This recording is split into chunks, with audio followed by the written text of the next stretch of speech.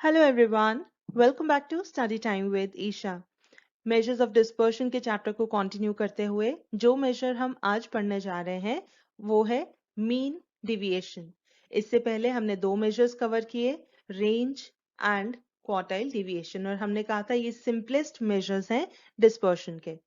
अब देखिए, जब हमने डिस्पर्शन स्टार्ट किया था तो हमने कहा था कि हम डिस्पर्शन या स्कैटरनेस या स्प्रेड या वेरिएशन जो स्टडी करते हैं किसी डिस्ट्रीब्यूशन की, वो होती है around the central value, right.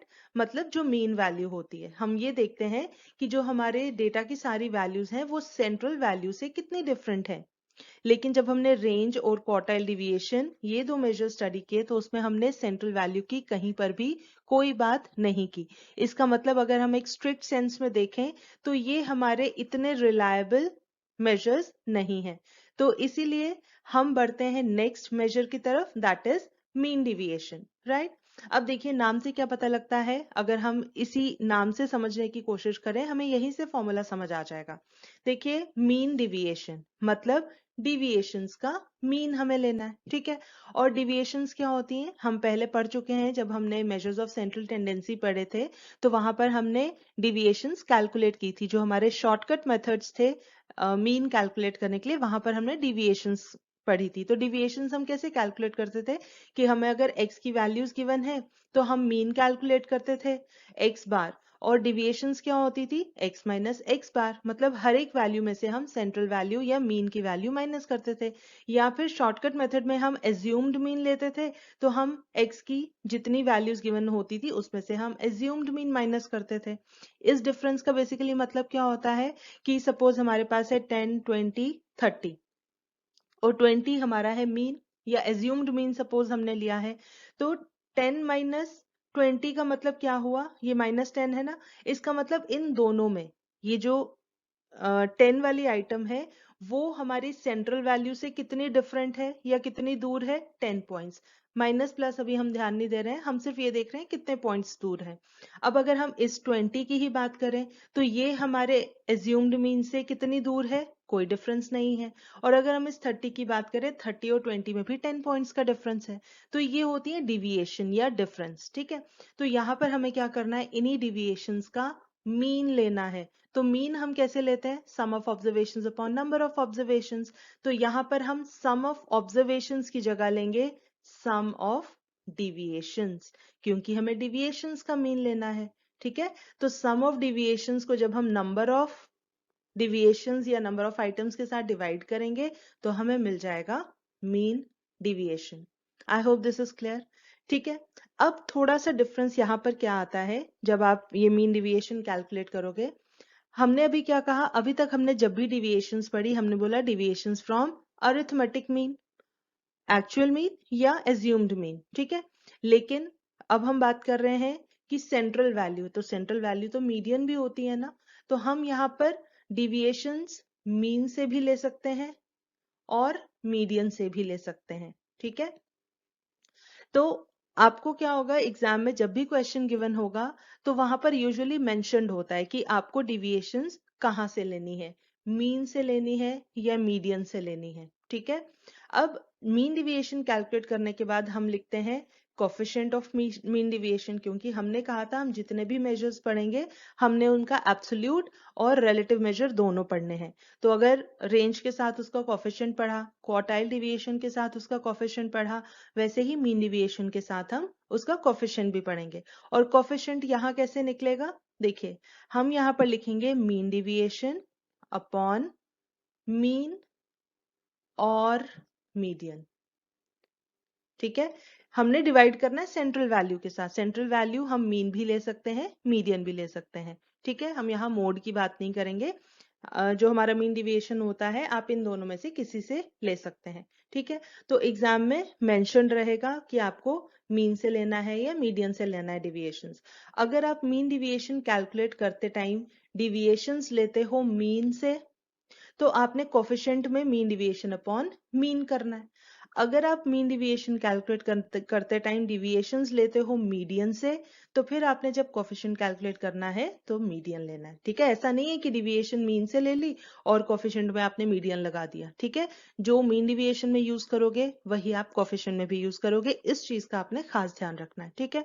And in case, वैसे तो एग्जाम में मेंशन रहेगा, इन केस कभी ना मेंशन किया हो, सिंपल लिख दिया हो कैलकुलेट मीन डिविएशन, ठीक है, तो उस केस में फिर आप स्पेसिफाई करोगे कि आप मीन से ले रहे हो या मीडियन से ले रहे हो, ठीक है। आप वहां मेंशन करोगे कि we are taking deviations from mean, तो इसीलिए ये आंसर आया।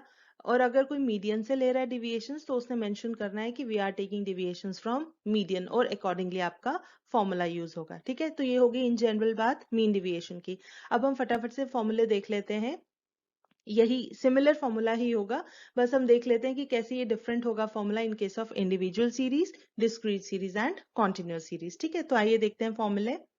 Mean deviation and it's coefficient. देखिए, अगर हम बात करें इंडिविजुअल सीरीज की तो हम कैसे फॉर्मूला लिखते हैं, mean deviation is equal to sum of observations है, यहां हमने क्या लेना है, सम ऑफ डिविएशंस, ठीक है। तो हम इसको डिनोट कर देते हैं डी के साथ, ठीक है, डिवाइड बाय एन। अब यहां आपको एक और चीज का ध्यान रखना है कि डिविएशंस का आपने एब्सोल्यूट वैल्यू लेनी है, ठीक है। मतलब अगर कहीं डिविएशंस नेगेटिव आती हैं तो आपने उनको इग्नोर करना है, ठीक है। कई बार क्या होता है कि अगर आपकी बहुत ही सिमेट्रिकल डिस्ट्रीब्यूशन या सीरीज होती है ना, तो वहां पर सेंट्रल वैल्यू के एक साइड नेगेटिव वैल्यूज आ जाती हैं, दूसरी साइड पॉजिटिव, और वो कैंसिल आउट करके समेशन जीरो आ जाता है कई बार, ठीक है। तो यहाँ पर आपने क्या ध्यान में रखना है कि आपको एब्सोल्यूट वैल्यू लेनी है। जब आप डिविएशंस कैलकुलेट करोगे तो आपने नेगेटिव साइन को इग्नोर कर देना है, ठीक है, और फिर आपने सब वैल्यूज को ऐड करना है, राइट। फिर उसके बाद आप लिखोगे coefficient of mean deviation is equal to simple mean deviation divide by sum central value, तो वो हो जाएगी आपकी मीन और मीडियन, ठीक है। और ये मीन और मीडियन इन दोनों में से कोई एक होगा, वो किस पे डिपेंड करेगा कि आपने डिविएशंस कहाँ से ली हैं, ठीक है। I hope this is clear. इसी तरीके से हम करेंगे डिस्क्रीट सीरीज में। तो डिस्क्रीट सीरीज में क्या हो जाता है, mean deviation is equal to summation of, अब यहाँ फ्रीक्वेंसीज होती है ना, तो हमने फ्रीक्वेंसी से मल्टीप्लाई कर देना है, ठीक है। सिंपल जैसे अरिथमेटिक मीन का फॉर्मूला यूज होता है ना, बस वही करना है। और यहाँ एन की वैल्यू कहाँ से मिलेगी, फ्रीक्वेंसीज को ऐड करके। ये हमें पता है कि डिस्क्रीट और कॉन्टिन्यूअस सीरीज में एन कैसे मिलता है, फ्रीक्वेंसीज को ऐड करके, ठीक है। और इसी तरीके से कोफिशिएंट ऑफ मीन डिविएशन, ये तो सिंपल जो मीन डिविएशन आपने कैलकुलेट किया है उसी को डिवाइड कर देना है मीन और मीडियन के साथ, ठीक है। तो ऊपर आपने डिविएशंस मीन से ली हैं तो यहाँ मीन लिखोगे, अगर डिविएशंस आपने मीडियन से ली हैं तो यहाँ पर आप मीडियन लिखोगे, ठीक है। ये हो गया फॉर्मूला आपका डिस्क्रीट सीरीज के लिए। अब हम लिखते हैं कॉन्टिन्यूअस सीरीज के लिए। तो कॉन्टिन्यूअस सीरीज के लिए mean deviation is equal to summation of, यहाँ भी फ्रीक्वेंसीज होती हैं और यहाँ भी डिविएशंस होती हैं, डिवाइड बाय एन। डिफरेंस क्या आएगा, पहले केस में ये जो डी है ये आप लेते हो एक वैल्यू होती है ना, यहाँ पे क्या होता है डिविएशंस आप कहाँ से लेते हो, आपके पास मिड वैल्यूज होती हैं, ठीक है। यहाँ क्योंकि यहाँ पर क्लास इंटरवल्स होते हैं तो आपको क्लास इंटरवल्स से पहले मिड वैल्यूज निकालनी पड़ती हैं। मिड वैल्यूज में से फिर आप अकॉर्डिंगली डिविएशंस कैलकुलेट करते हो, ठीक है। और फिर उसके बाद जब हम क्वेश्चन करेंगे सारा क्लियर हो जाएगा। उसके बाद कोफिशिएंट ऑफ मीन डिविएशन, तो ये तो सेम ही रहना है, जो मीन डिविएशन की value I divide by mean और मीडियन, ठीक है। आई होप फॉर्मूले आपको क्लियर है। तो चलिए फटाफट से एक एक क्वेश्चन कर लेते हैं हर एक सीरीज का, ताकि आपको अगर कहीं पर कोई डाउट रह भी गया हो तो वो क्लियर हो जाए, ठीक है। आइए देखते हैं हमारा first question. Okay, the question is calculate mean deviation and it's coefficient from the data given below using median. अब यहाँ पर स्पेसिफाई किया गया है कि आपको जो डिविएशंस लेनी है वो कहाँ से लेनी है, मीडियन वैल्यू से, ठीक है।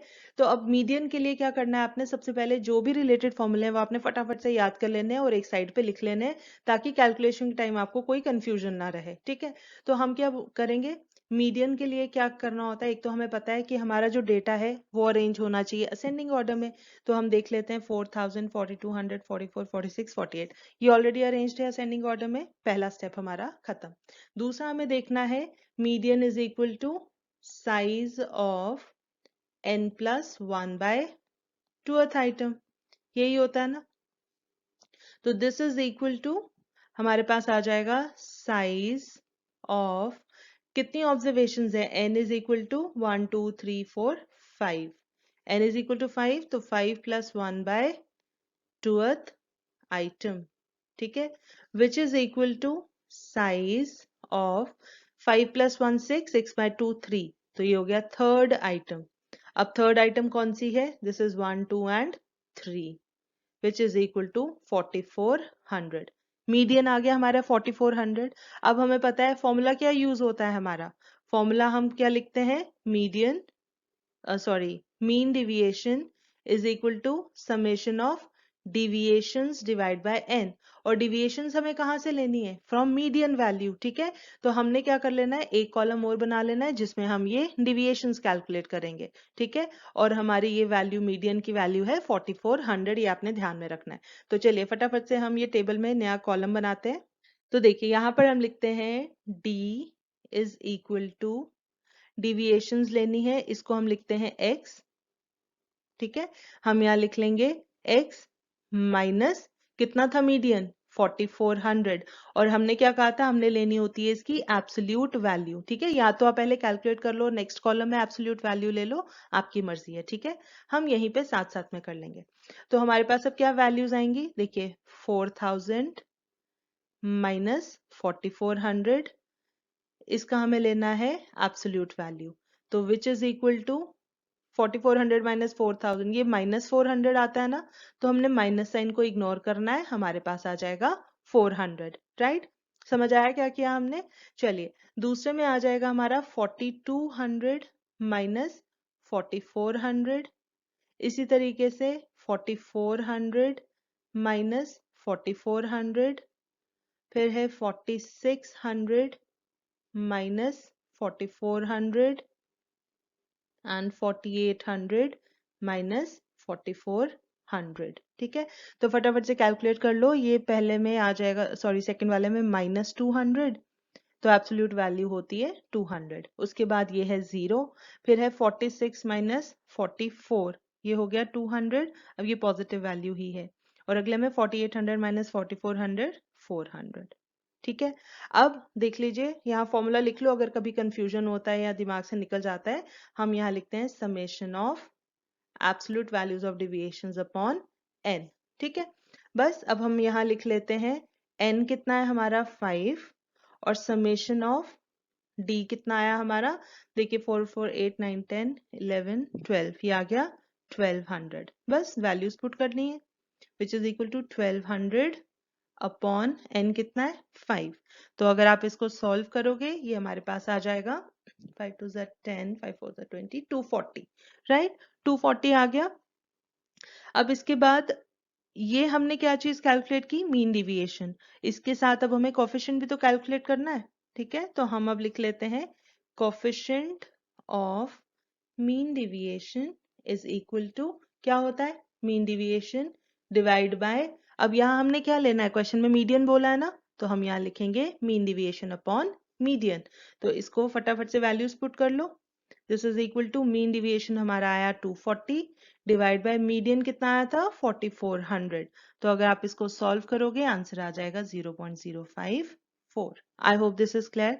अब देखिए आपको एक चीज और क्या ध्यान में रखनी है, मीन डिविएशन एब्सोल्यूट मेजर है, तो यहाँ हमें यूनिट लगाना पड़ेगा, इनकम की बात हो रही है ना रुपीज में, तो हम यहाँ लिखेंगे 240 रुपीज, और कोफिशिएंट यूनिटलेस क्वांटिटी है, यहाँ हमें कुछ लिखने की जरूरत नहीं है। तो ये आ गया एक आंसर, ये आ गया हमारा दूसरा answer. I hope this is clear, ठीक है। तो इस तरीके से हमें मीन डिविएशन और उसका कोफिशिएंट कैलकुलेट करना है। चलिए अब एक क्वेश्चन करते हैं discrete series. So the question is calculate mean deviation and its coefficient from the data given below using mean। अब हमें mean यूज करके कैलकुलेट करना है mean deviation and its coefficient। हमें देखिए यहाँ पर x और फ्रीक्वेंसी गिवन है, इसका मतलब this is a case of discrete series. ठीक है, अब हमें बोला गया है मीन डिविएशन। अब सबसे पहले तो हम लिखते हैं डिस्क्रीट सीरीज के केस में क्या फॉर्मूला होता है, एफ इंटू डिविएशंस, और डिविएशंस हमें क्या लेनी है, absolute value divide by N, और यहाँ पर एन किसके बराबर होता है, समेशन ऑफ फ्रीक्वेंसीज के बराबर। ठीक है, अब डिविएशंस हमें लेनी है फ्रॉम मीन वैल्यू, है ना, तो इसका मतलब पहले हमें मीन कैलकुलेट करना पड़ेगा। और मीन कैसे कैलकुलेट करते हैं in case of discrete series, summation of F X upon N, where N is sum of frequencies. इसका मतलब हमारा यहाँ पर एक कॉलम पहले बनेगा एफ इंटू एक्स, ताकि हमें मीन मिल जाए। जब हमें मीन मिल जाएगा उसके बाद हम कैलकुलेट करेंगे डिविएशंस, और ये डिविएशंस कैसे मिलेंगी हमें, एक्स माइनस जो मीन वैल्यू आई है एक्स बार से। ठीक है, जब ये डिविएशंस मिल जाएंगी उसके बाद हमें ये मीन डिविएशन कैलकुलेट करने के लिए ये एफ इंटू डिविएशंस करना पड़ेगा। तो एक कॉलम और क्या ऐड हो जाएगा हमारा, एफ इंटू डी। ठीक है, बस इन सारे कॉलम्स की इंफॉर्मेशन से हमारी कैलकुलेशंस हो जाएंगी। एक बार मीन डिविएशन मिल गया तो वहां से हमें कोफिशिएंट भी मिल जाएगा। ठीक है, क्योंकि कोफिशिएंट के लिए भी हमें क्या चाहिए, कोफिशिएंट ऑफ मीन डिविएशन के लिए हमें चाहिए मीन डिविएशन जो ऊपर हम कैलकुलेट कर चुके हैं, और क्योंकि यहाँ हम मीन ले रहे हैं तो डिवाइड बाय मीन कर देना है। ठीक है, तो हमें ये कॉलम्स हमारे जो क्वेश्चन में गिवन डेटा है उसमें ये कॉलम्स हमें और कैलकुलेट करने पड़ेंगे। ठीक है, तो चलिए फटाफट से कैलकुलेशंस करते हैं। तो देखिए यहाँ पर हमने ये टेबल बना रखा है। तो सबसे पहले मीन कैलकुलेट करने के लिए मीन एक्स बार क्या होता है, summation of F X upon N. ठीक है, तो सबसे पहले हम एफ एक्स की वैल्यूज कैलकुलेट करते हैं। तो क्या करना है, सिंपली एक्स और एफ को मल्टीप्लाई, 2 2 4, 4 2 8, 6 4 24, 8 5 40, 10 3 30, 12 2 24, 14 एंड 16। ठीक है, अब हमने क्या करना है, next step summation of F x लेना पड़ेगा। तो अगर आप इन सबको ऐड करोगे, फटाफट से कैलकुलेट कर लीजिए, ये आपको मिल जाएगा 160। ठीक है, एन कहाँ से मिलता है, समेशन ऑफ फ्रीक्वेंसी से, अगर आप इन सबको ऐड करेंगे आपको ये मिलेगा 20। ठीक है, तो हमने ये वैल्यूज पुट करनी है 160 अपॉन 20। ठीक है, तो ये कितना आ जाएगा, 0 0 2 8 16। ठीक है, तो मीन वैल्यू मिल गई हमें 8, राइट, एक्स बार मिल गया। अब हमें यहाँ पर लेनी है डिविएशंस फ्रॉम मीन। तो ये कैसे कैलकुलेट होगा, एक्स माइनस 8, मतलब जो x की वैल्यूज हैं उसमें से हमें ये मीन वैल्यू माइनस करनी है। ठीक है, तो जितनी वैल्यूज हैं ध्यान रखना, हमने ये वाला पहला वाला कॉलम लेना है। ठीक है, सो 2 माइनस 8 इज माइनस 6, लेकिन हमें उसकी एब्सोल्यूट वैल्यू लेनी है तो ये हो जाएगा 6। ठीक है, then 4 minus 8 is minus 4, absolute value is 4। Then 6 minus 8 is minus 2, absolute value is 2. 8 minus 8, 0. 10 minus 8, 2. 12 minus 8, 4. 14 minus 8, 16. 16 minus 8 is 8. ठीक है, डिविएशंस मिल गई। अब हमें इन डिविएशंस को मल्टीप्लाई करना है किसके साथ, फ्रीक्वेंसीज के साथ। तो अब ये वाला कॉलम आ जाएगा। ठीक है, इस तरीके से हमें मल्टीप्लिकेशन करनी है। तो ये मिल जाएगा 2 6 12, 2 4 8, 4 2 8, 5 into 0 0, 3 2 6, 2 4 8, 6 1 6 and 8 1 8। ठीक है, अब हमें इन सबको टोटल कर देना है, summation of f into deviations. ठीक है, क्योंकि हमारा मीन डिविएशन का क्या फॉर्मूला है, this is summation of f into absolute ये deviations divide by n। Mean है ना, तो मीन मतलब divide by number of observations. बस अब इसमें हमें वैल्यूज पुट करनी है। तो ये देख लो पहले कितना आता है समेशन, ये आपको आ जाएगा टोटल करके 56। ठीक है, तो यहाँ वैल्यूज पुट करेंगे, 56 अपॉन n है हमारा 20। ठीक है, तो सिंपली 56 अपॉन 20 आप इसको सॉल्व करेंगे, आंसर आ जाएगा 2.8। अब यहाँ पे कोई यूनिट गिवन नहीं है ना, तो हमें यहाँ पर आंसर में कोई भी यूनिट लगाने की जरूरत नहीं है। I hope this is clear, बिल्कुल सिंपल है। ये आपको मिल गया 2.8। अब इसके साथ हमें कोफिशिएंट भी कैलकुलेट करना है। तो coefficient of mean deviation is equal to mean deviation divide by, यहाँ हमने मीन लिया है तो हम लिखेंगे mean, which is equal to, कर दीजिए वैल्यूज पुट। मीन डिविएशन आया है 2.8 और मीन हमारा आया है 8। ठीक है। तो 2.8 डिवाइड बाय 8, 8 ही है ना हमारा मीन, राइट, ठीक है। तो ये आ जाता है 0.35। तो ये आ गया हमारा coefficient of mean deviation. I hope this is clear. बिल्कुल सिंपल है। तो इस तरीके से हमें कैलकुलेशंस करनी है, ठीक है।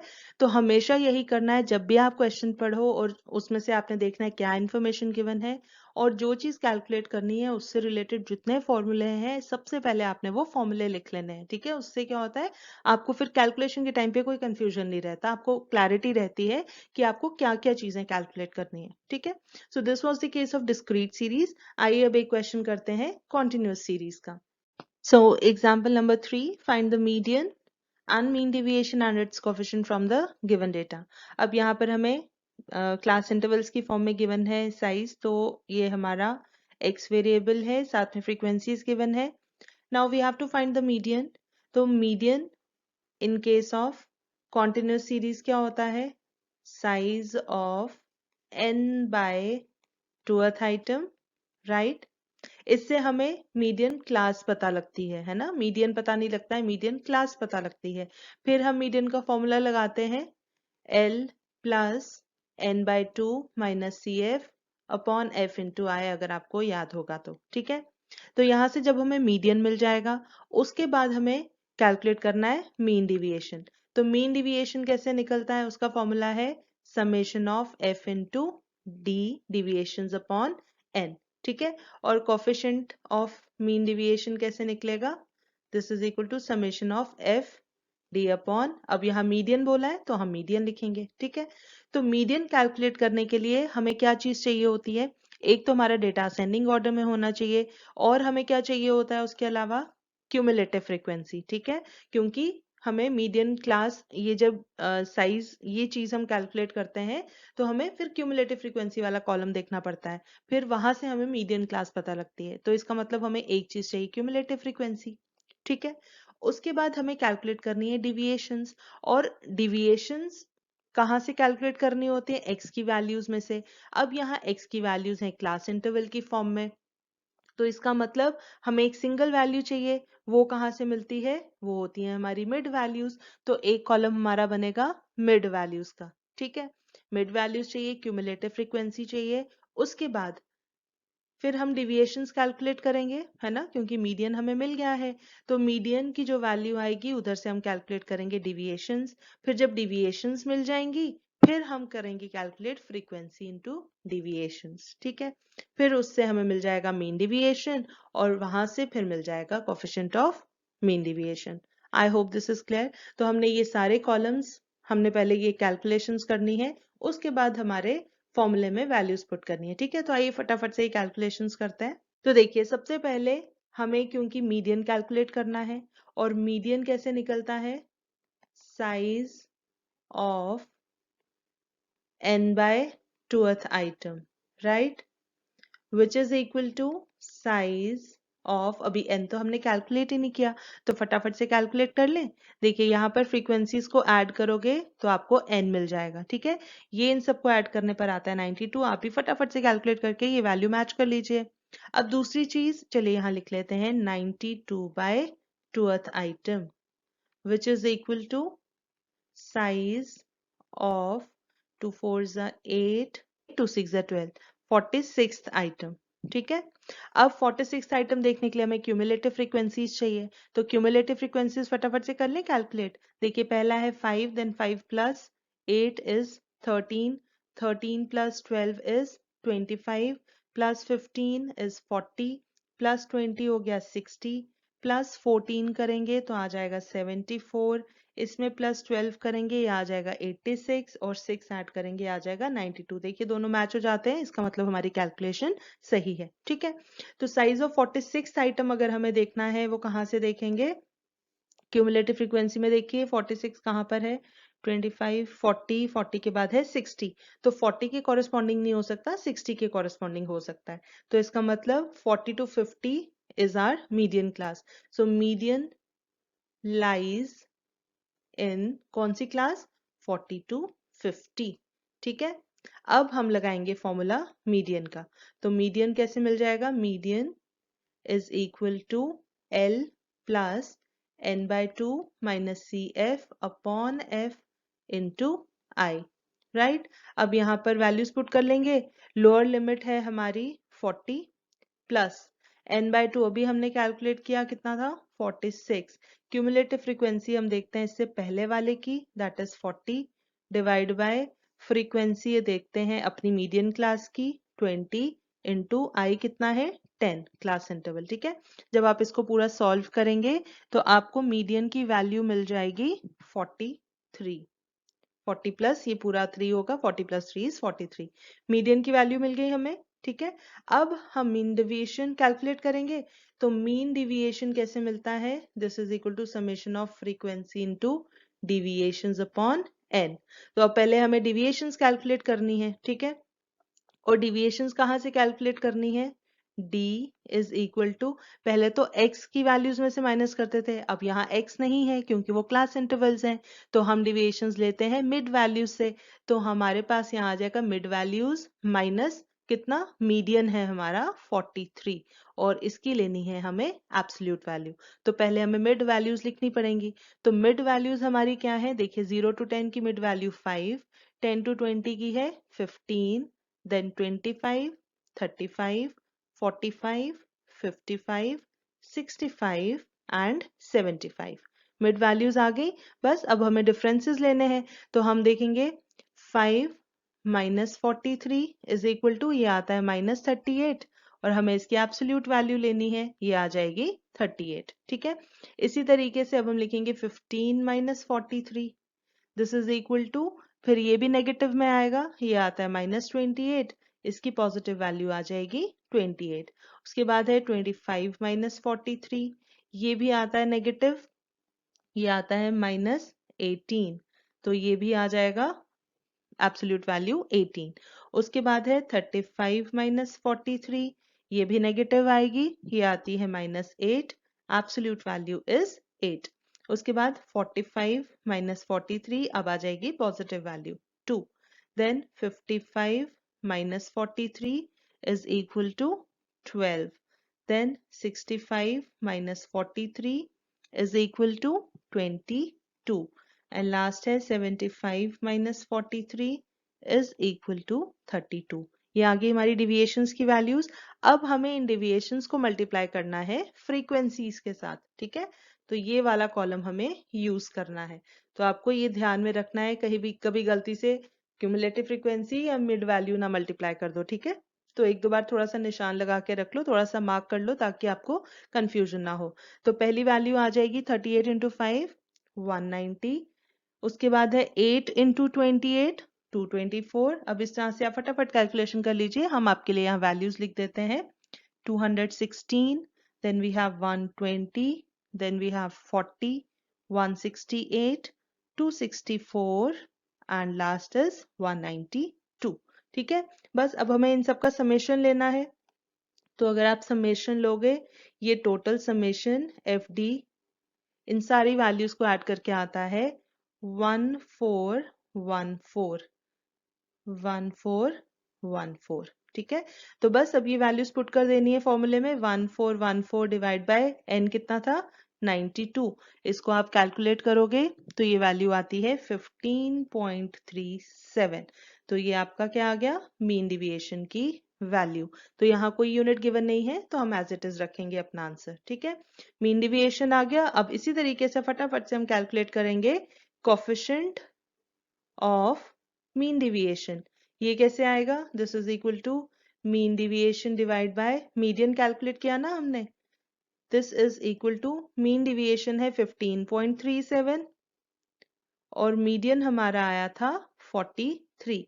तो इसको फटाफट से आप सॉल्व कर लें, ये आंसर आता है 0.357। So this is your coefficient of mean deviation. तो इस तरीके से हमें सारी कैलकुलेशंस करनी है। I hope this is clear. I hope यहाँ पे अब आपको कोई कंफ्यूजन नहीं होगा। बिल्कुल सिंपल मेथड है, सिंपल फॉर्मूले हैं, बस आपको कंफ्यूज नहीं होना है क्योंकि चीजें जितनी ज्यादा सिंपल होती हैं कंफ्यूजन कई बार उतना ज्यादा हो जाता है। तो आपने बिल्कुल एकदम पीसफुल माइंड से आपने ध्यान में रखना है कि आपको किन किन चीजों की जरूरत है, कौन सी सीरीज है, इस सीरीज में कौन सा फॉर्मूला लगेगा, तो आपने सबसे पहले वो सारे फॉर्मूले लिखने हैं, उसके बाद कैलकुलेशंस स्टार्ट करनी है। ठीक है, तो फिलहाल हमारी तरफ से आज के लिए इतना ही। With this I will take your leave. मगर जाने से पहले अगर आपको ये वीडियो पसंद आई हो तो इसे लाइक ज़रूर करें, अपने जानने वालों के साथ ज़्यादा से ज़्यादा शेयर करें, और हाँ, अगर आपने अभी तक इस चैनल को सब्सक्राइब नहीं किया है तो प्लीज़ इसे सब्सक्राइब ज़रूर करें। हम जल्दी हाजिर होंगे एक नए कॉन्सेप्ट के साथ। तब तक के लिए टेक केयर, बाय बाय।